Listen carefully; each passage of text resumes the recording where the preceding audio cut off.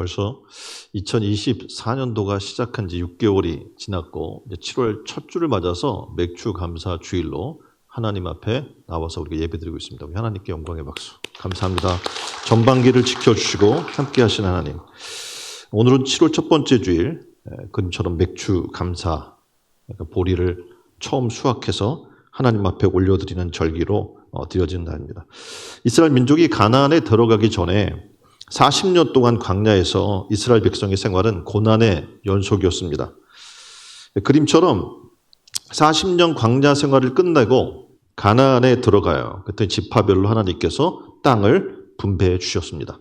그리고 그 땅에 씨를 뿌리고 곡식을 거둘 시기가 되어서 보리와 밀을 거두게 되죠. 그들은 애굽에서 노예 생활하던 자기들을 하나님께서 구원해 주시고 더하여 안식을 누리게 해주시니까 감사하지 않을 수가 없었습니다. 그래서 그들이 함께 모여서 첫 열매, 이제 보리를 수확했죠. 그래서 그것으로 하나님 앞에 감사를 드렸습니다. 이것이 바로 맥주 감사절입니다. 처음 거둔 보리 열매를 가지고 하나님 앞에 나와서 제사를 드렸기 때문에 초실절이라고도 불렀습니다. 그러니까 즉 밭에서 거둬들인 열매가 하나님의 은혜로 된 것임을 인정하는 절기인 거죠. 그래서 그림은 이스라엘의 농사 기간 및 절기를 정리해 놓은 편인데요. 보리 심기를 시작해요. 그 첫 이삭을 맺고 그래서 초실절과 유월절 그리고 첫 수확이 바로 오늘 맥주절 또는 칠칠절, 오순절이라고 불리는 절기이고요. 그리고 수확의 마무리 및 저장이 수장절, 초막절 이렇게 절기가 연결이 됩니다. 그래서 하나님께서는 우리가 모든 첫 열매로 하나님 앞에 나오기를 원한다라고 오늘 본문에서 이야기해 주고 있습니다. 출애굽기 34장 26절 말씀입니다. 토지 소산에 처음 익은 것을 가져가 너희 하나님 여호와께 전해 드릴지며 하나님은 처음 것을 드리라고 우리에게 명령하고 계십니다. 근데 오늘 우리가 지금 어떻게 보면 보리 추수도 지금 이제 안 하잖아요, 잘. 그리고 어떻게 보면 도시 생활이 더 많기 때문에 추수 이런 부분들이 와닿지 않습니다. 그런데 우리가 지금 이 맥주 그리고 추수 감사를 드릴 때 이제 이렇게 구분하죠. 그러니까 전반기의 열매로 하나님 앞에 올려드리는 맥주 감사, 한 해의 결실로 하나님 앞에 올려드리는 추수 감사 이렇게 우리가 하나님 앞에 절기를 지키고 있습니다. 그래서 지금 감사 고백도 하잖아요. 상반기를 돌아보면서 하나님이 지켜주신 은혜를 생각할 때 너무나 감사한 것들을 고백을 해요. 이렇게 우리가 전반기를 돌아보면서 이 시간 온전한 감사로 하나님 앞에 올려드리는 이 시간 되기를 주님의 이름으로 축원드립니다. 자, 그럼 맥주절을 주신 이유가 있겠죠. 이 절기를 통해 하나님이 주시고자 하는 교훈이 있을 겁니다. 그 첫 번째는 과거를 잊지 말아라. 그리고 첫 열매로 감사해라 라는 교훈을 주시고 있습니다. 그러니까 우리가 풍성하게 어떤 결실을 얻고 풍성한 삶을 누리고 있을지라도 하나님께서 우리에게 주신 과거에 주신 은택을 잊지 말 것을 얘기하는 거죠. 이스라엘 백성이 수많은 난관을 지나서 지금 가나안에 정착을 했어요. 그 땅도 분배받고 그리고 거기다 씨를 뿌리고 곡식도 거뒀습니다. 이제 삶이 좀 안정적이에요. 그런데 하나님은 얘기하는 거예요. 야, 너희 과거 생활을 잊지 말아야 돼 라고 지금 얘기하는 거죠. 지금 그림은 애굽에서의 노예 생활을 보여주고 있는 그림입니다. 바로가 핍박하기 시작할 때 그들에게 지금 어떤 건물을 지라 이렇게 명령하잖아요. 그런데 집도 주지 않아요. 왜냐하면 집이 있어야 벽돌도 태워서 그러니까 벽돌도 굽고 할 텐데 집도 주지 않으면서 벽돌을 구워 만들라고 하고 또 자신이 알지도 못하는 여호와에게 너희가 제사 드리는 거는 얘기하는 거예요. 너희가 그 핑계로 게으름을 피우고 있다라고 더 힘든 일을 그들에게 시키기 시작했어요. 이스라엘은 너무 고통스러워서 하나님 앞에 부르짖기 시작하죠. 하나님 우리를 구원해 주세요. 광야 생활 가운데 이러한 어려운 생활을 한 겁니다. 그래서 하나님 뭐라고 얘기하냐면 지금 너희가 가나안에 정착해서 풍요로운 삶을 시작했다고 하더라도 과거를 잊지 말라. 하나님이 너희를 구원해 주신 그 은택을 잊지 말아라 라고 지금 말씀하는 겁니다. 그림처럼 광야는 야생의 땅입니다. 길들여지거나 경작된 게 아무것도 없어요. 거기에 삶은 순전히 생존입니다. 근데 하나님이 광야 40년의 생활 동안에 그들을 지켜주셨어요. 그렇죠. 광야에 아무것도 거둘 수 없어. 씨도 뿌릴 수도 없고 거둘 수도 없는데 하늘의 만나로 또 물도 나오지 않잖아요. 근데 반석을 쳤더니 거기서 물로. 하나님이 그들의 삶을 책임져 주신 거예요. 그러니까 모세의 광야 이야기에서 우리는 이스라엘 백성이 왜 광야의 생활을 하게 됐는가를 깨닫게 되죠. 왜입니까?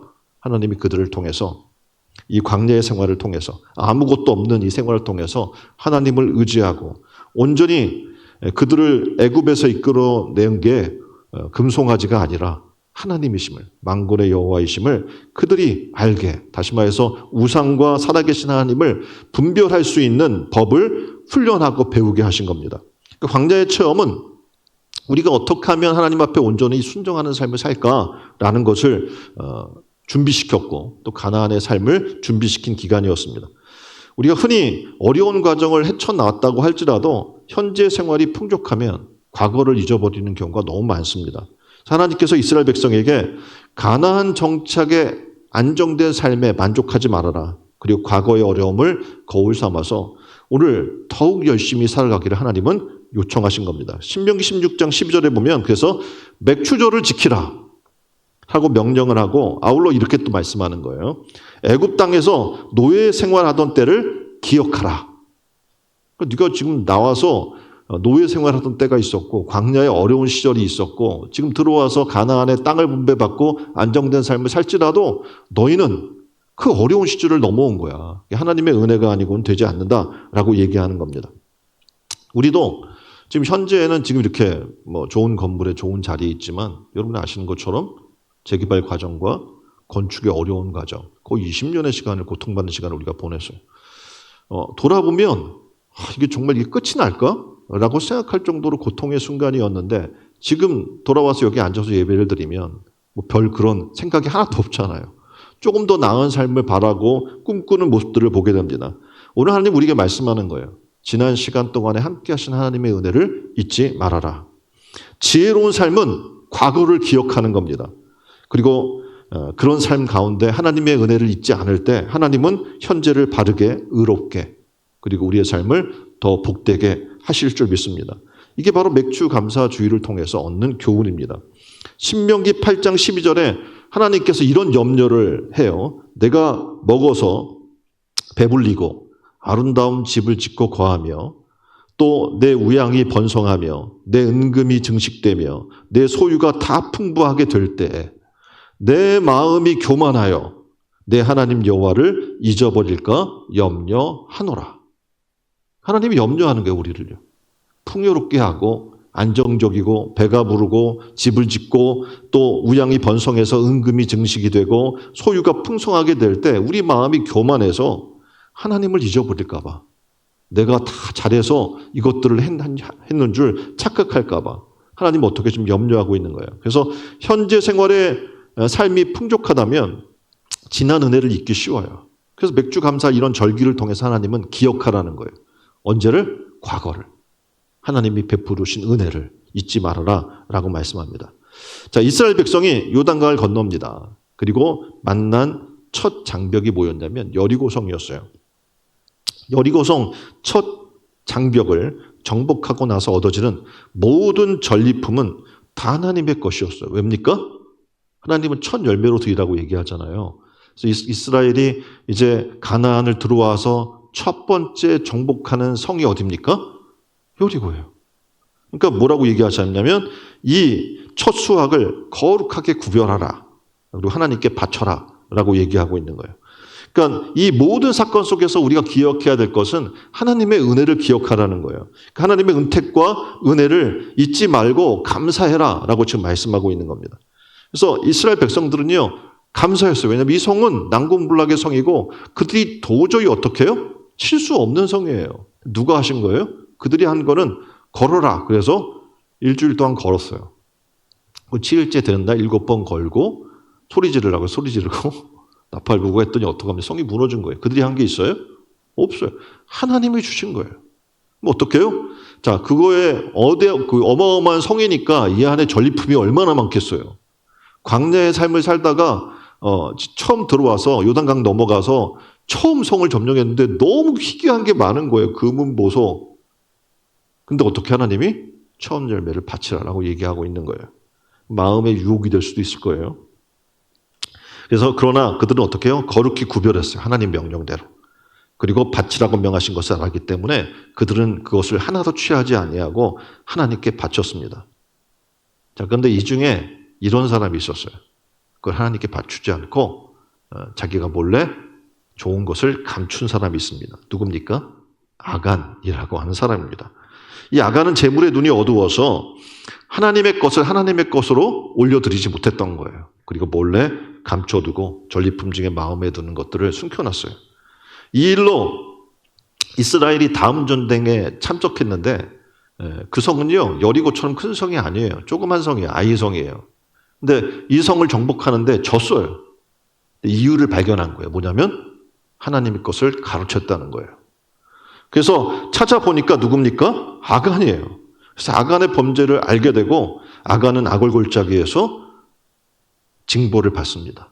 돌에 맞아 죽게 됩니다. 근데 그만 죽은 게 아니라 그의 가족이 다 진멸당하게 되는 거예요. 하나님은 다 보고 계시고 가만히 계시지 않고 심판하시는 하나님임을 지금 우리에게 보여주고 있는 겁니다. 우리가 어떻게 하면 되는 거예요? 처음 맺은 열매로 하나님 앞에 감사로 올려드리는 삶을 살면 되는 겁니다. 그럼 우리가 어떤 열매를 올려드려야 될까요? 하나님 우리에게 얘기해요. 생각의 열매를 올려드리라 라고 이야기하고 있는 겁니다. 하루 생활의 첫 시간에 내 자신의 계획보다 앞선 하나님을 생각하는 첫 열매를 요구하고 계시는 겁니다. 그래서 너희는 먼저 그의 나라와 그의 의를 구하라. 그리하면 이 모든 것을 더하시라 라고 말씀하고 있잖아요. 그러니까 우리가 지금 무엇을 생각하는가? 지금 후반기에 첫 주를 맞아서 과연 우리는 무엇을 생각하는가? 그의 나라와 그의 의를 생각해야 될 줄 믿습니다. 자, 두 번째는 교육의 첫 열매를 드리라고 얘기하고 있는 겁니다. 우리나라는 교육열이 굉장히 뛰어난 나라죠. 그래서 자녀들을 공부를 시켜요. 그래서 대학 진학률이 굉장히 높습니다. 자, 그러면 이 교육받은 것을 학위를 따고 취직하고 이게 다가 아니잖아요. 궁극적으로는 그거에 뭐냐면 이 배움을 통해서 개인의 그리고 사회에 대한 책임을 다하게 하기 위함인 거죠. 그런데 이 배움을 많은 사람들이 그렇게 생각하지 않아요. 그러니까 자기의 유익이나 또는 자기의 위치나 삶의 성공적인 측면에 있어서 도움받고자 하는 부분들이 큽니다. 근데 성경은 이야기해. 먼저 내가 배운 배움을 통해서 섬김의 첫 열매를 하나님은 요구하시는 겁니다. 자, 음악적인 내가 재능이 있어요. 그럼 음악적인 것으로 하나님을 섬겨야 하는 거예요. 기술적으로, 행정적으로 내가 교육에 달란트가 있다면 그 배운 것으로 하나님을 섬기라고 얘기하는 거예요.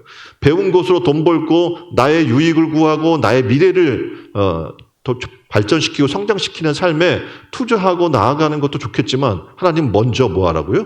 그의 나라와 그의 의를 구할 것을 얘기하고 계시는 겁니다. 자, 또 세 번째는 이걸 얘기해요. 노동의 첫 열매를 드릴 것을 얘기해 주고 있습니다. 그러니까 밭에 뿌린 것의 첫 열매만이 첫 열매가 아니에요. 지금 얘기한 것처럼 씨를 심어서 지금 보리를 거두어서 그걸 보리를 하나님 앞에 올려드리는 어떻게 보면 농부에 했던 그 일들뿐만이 아니라 우리 노동에 따른 소득 역시 수입의 첫 열매로 하나님께서 어떻게 해요? 요구하시는 것들입니다. 그래서 우리가 이 전반기를 돌아보면서 하나님이 우리에게 주신 것들이 많아요. 그것들 돌아보면서 하나님 앞에 감사하며 그 열매를 올려드리는 오늘 되시기를 주님의 이름으로 축원드립니다. 자, 두 번째는 구원해 주신 은혜를 잊지 말고 감사하라는 겁니다. 뭘 감사하라고요? 하나님이 우리를 구원해 주신 것을 기억하라는 거예요. 여호와는 너를 애굽 땅 종 되었던 집에서 이끌어내시고 라고 말씀합니다. 그러니까 구약에서 보면 하나님에 대한 이름이 여러 가지가 등장을 하죠. 뭐 엘로힘, 야훼 뭐 이런 단어들이 등장을 하잖아요. 근데 이전에 그러니까 출애굽 가정에서 구원하신 하나님 이전에는 어떻게 해요? 다 엘로힘 하나님이에요. 그러니까 우주적 전능자 개념의 하나님입니다. 그런데 이제 이스라엘과 구원해 주신 하나님의 관계가 이루어지면서 어떻게 야훼 하나님, 나는 너희를 구원하는 하나님이다 라고 하는 하나님의 놀라운 은혜가 임하게 되는 겁니다. 자, 맥추절은요, 앞에 오는 절기가 있어요. 뭡니까? 6월절. 다음에 오는 게 뭐예요? 맥추절이에요. 6월절은 어떤 의미를 갖고 있습니까? 이스라엘 백성을 사망해서 건져내 준 거예요. 그래서 어린 양의 피를 바른 그 집은 사망이 뛰어넘어갔다고 해서 유월절이라고 우리가 이야기를 하는 겁니다. 자, 이 유월절, 다시 말하면 생명을 구원한 하나님의 은혜가 있은 다음에 있는 이 절기, 맥추절이 있는 거죠. 다시 말해서 구원의 은혜가 있었기 때문에 우리가 맥추절을 지키면서 지금 하나님 앞에 처음 거둔 것도 얘기할 수가 있는 거예요. 구원의 그 은혜가 없다면 나머지는 이미 죽었는데 무슨 의미가 있어요. 그렇죠? 그러니까 사망을 뛰어넘게 하신 하나님의 은혜가 먼저 있다는 겁니다. 그래서 그 은혜에 먼저 감사를 드려야 돼요. 그 맥추절을 우리가 기억하고 하나님 앞에 드리면서 처음 열매뿐만 아니라 우리를 구원해 주신, 사망에서 구원해 주신 하나님의 은혜를 생각해야 될 줄 믿습니다. 한마디로 얘기하면 죄의 종이 되었던 우리들을 의의 종으로 삼아 주셨다는 거예요. 자, 로마서 6장 17절 18절 말씀입니다. 하나님께 감사하리로다. 너희가 본래 죄의 종이었더니 너희에게 전하여 준 바 교훈의 본을 마음으로 순종하여 죄에게서 해방되어 의에게 종이 되었느니라. 아멘. 죽음에 대해서 이기게 하셨고 세상에 대해서 이기게 하셨고 자신을 이기게 합니다. 나의 욕망, 탐심, 이기심, 교만함, 이것들을 동일하게 예수 그리스도의 십자가에 못 박고 우리는 어떻게 해요? 죄에 대해서 이기는 거예요. 그리고 하나님께서 우리를 의롭게 하시는 은혜를 힘있게 되는 줄 믿습니다. 그래서 오늘 우리가 이렇게 지금 잘 살고 여유 있게 되고 어떻게 보면 잘 살잖아 다. 지금 어떻게 보면 일본이라고 한 나라가 원래는 경제 대국이잖아요. 근데 사람들이 얘기하기를 그 사람들이 우리나라 사람들이 너무 잘 사는 것 같아라고 부러워한다는 거예요. 여러분 지금 되게 잘 살고 옆에 분에게 한번 말해주세요. 잘 살고 계시죠? 네, 우리의 삶이 너무 풍요로워졌어요. 잘 살아요. 잘 먹어요. 그래서 잘 먹어서 굶는 걸 걱정하는 사람 거의 없고요. 너무 많이 먹어서 성인병 걸리는 걸 걱정하는 사람들이 대다수예요. 그렇죠. 그만큼 우리는 풍요로운 삶에 사는 거예요. 근데 자칫 잘못하면 하나님의 은혜를 잊는 거예요. 교만해지게 되는 거예요.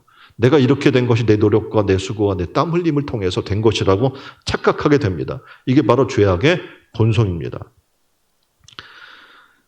닉 부이치치의 여러분이 알잖아요. 그 사람은요 유전질환, 해표지증이라고 하는 다시 말해 선천적 기형을 타고난 거예요. 그래서 짤막한 왼쪽 발 그리고 나머지는 양쪽 팔과 오른쪽 다리가 없이 그러니까 선천적으로 기형적으로 태어나게 된 거죠.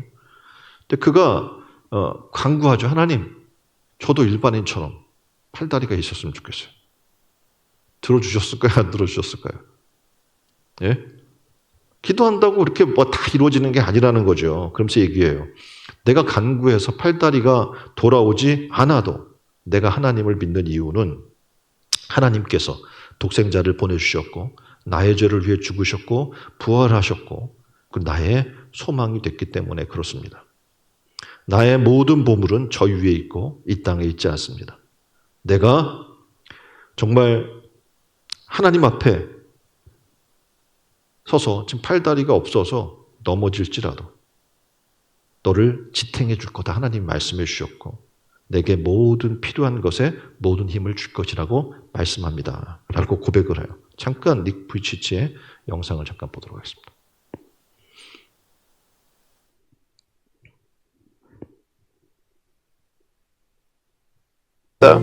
We prayed for healing.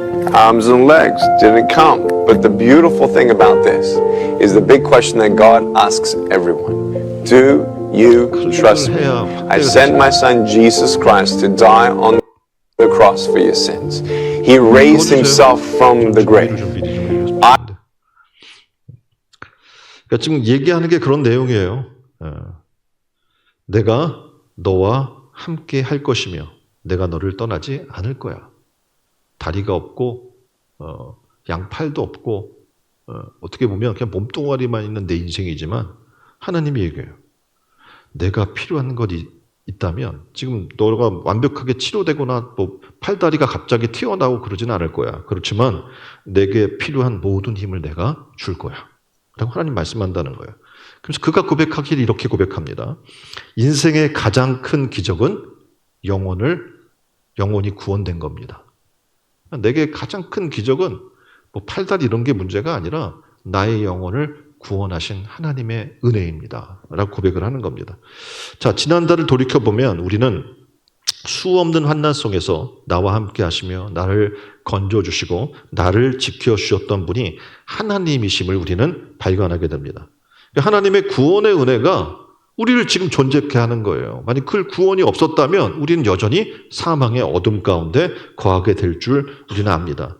그래서 우리의 미래도 하나님이 구원하신 그 구원의 은혜로 말미암아 우리는 하나님 앞에 설 것이고 잘했다 칭찬받는 하나님의 자녀가 될 것이고 또 우리의 삶을 통해서 하늘나라를 기업으로 약속하신 은혜를 만나게 될 줄 믿습니다. 우리는 여전히 부족해요. 우리는 여전히 연약해요. 우리는 여전히 하나님의 은혜가 아니면 살아갈 수 없는 연약한 존재입니다. 지금 닉 부이치체가 이야기하는 것처럼 팔다리가 없어도 상관없어요. 하나님이 나를 구원하신 그 은혜만 있다면.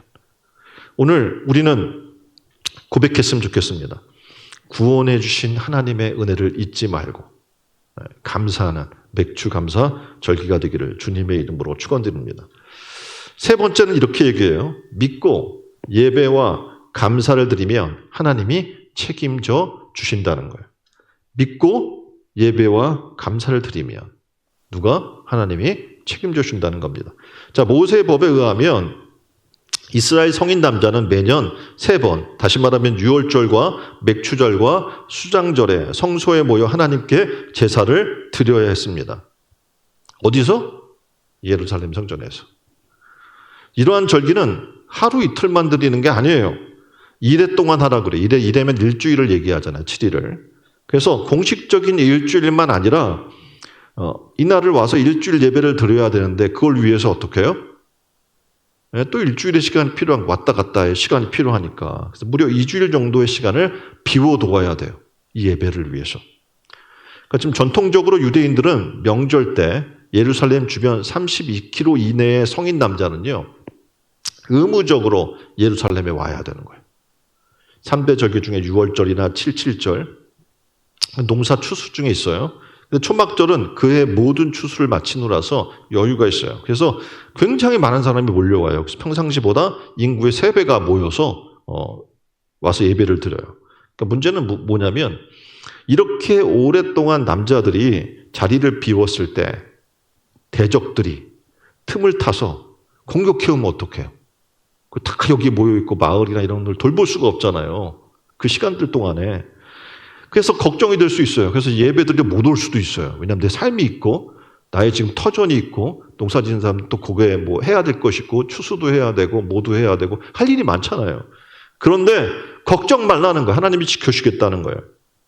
다른 일이야 여자들이나 아이들이 한다고 해도 만약 전쟁이 일어나면 어떡해요? 그런데 하나님은 이 얘기하는 거예요. 야 믿고 와서 예배 드려봐. 믿고 하나님 앞에 감사해. 그럼 내가 너와 함께 할 거야. 라고 얘기하면서 이렇게 얘기하는 거예요. 하나님이 대적을 두렵게 만들어 주겠대요. 그 대적이 감히 이스라엘 넘보지 못하게 하겠다는 겁니다. 그래서 이렇게 얘기해요. 그들을 두렵게 해서 아무도 내 땅을 엿보거나 점령하지 못하게 할 것이니라. 아멘. 믿고 나가면 하나님이 어떻게 해요? 책임져 주신다는 겁니다. 코리텐붐의 저서 중에 주님은 나의 피난처라고 한 책이 있습니다. 이 코리텐붐은 네덜란드 시계 제작자였습니다. 그리고 기독교 작가예요. 근데 이 나치가 지배하던 그 시대에 유대인들의 탈주를 돕던 그런 역할을 했었어요. 근데 2차 세계대전 때 독일의 포로 수용소에 잡히게 돼요. 거기에서 겪은 일을 수기로 기록되어 놓은 책인데 그녀는 추위, 그리고 고문, 굶주림, 갈증, 헐벗음 등 그야말로 인간의 육체적으로 당할 수 있는 모든 고통들을 거의 다 그곳에서 겪게 됩니다. 그런데 견딜 수 없는 한 가지가 있었어요. 뭐냐면 놀랍게도 벼룩이었어요. 벼룩이 맨날 달아붙어 자기 몸을 뜯어대는데 감당이 안 되는 거예요. 너무 가려워. 그래서 막 그냥 맨날 몸 긁는 일하고 너무 피곤하고 힘든 거예요. 근데 수용소 안에서 그 가운데 숨어서 성경 공부를 몰래 했어요. 말씀도 몰래 봤어요. 근데 데살로니가전서 5장 18절 말씀이 도무지 이해도 안 되고 할 수도 없어요. 왜냐하면 어떻게 항상 이 가운데 기뻐하라고 하지? 이런 데서 어떻게 기뻐할 수 있어? 이렇게 벼룩이 나를 괴롭히는데 한순간은 날 가만 놔두지 않는데 하고 생각하고 있었어요. 어느 날 한 환자를 데리고 의무실로 가던 중에 우연히 독일 병사들이 서로 나누는 말을 듣게 됐습니다. 뭐라고 얘기하냐면 저 감방 안에는 벼룩이 많으니까 가까이 가지 마. 내버려둬. 예? 그리고 밖에서 그냥 쟤네들끼리 하도록 내버려둬. 우리 밖에만 있자고. 그렇게 얘기하는 거예요. 이 병사들이 감시하러 들어오지 않는 거예요. 뭐 때문에? 벼룩 때문에. 그래서 그녀가 이 말을 듣고 원망과 불평이 한순간 사라졌어요. 그리고 감사하기 시작했어요. 벼룩을 보내주셔서 감사합니다, 하나님. 저에게 이 감방 안에서 평안히 하나님 말씀을 보고 기도할 수 있는 자유를 주시려고 하나님께서 벼룩을 보내주셨군요. 이제 성경을 숨어서 보지 않아도 되고 그리고 어떻게 마음껏 기도할 수 있고 너무 감사합니다. 신앙생활을 하면서 우리는 문제가 생기면 생각해요. 어떻게 할까?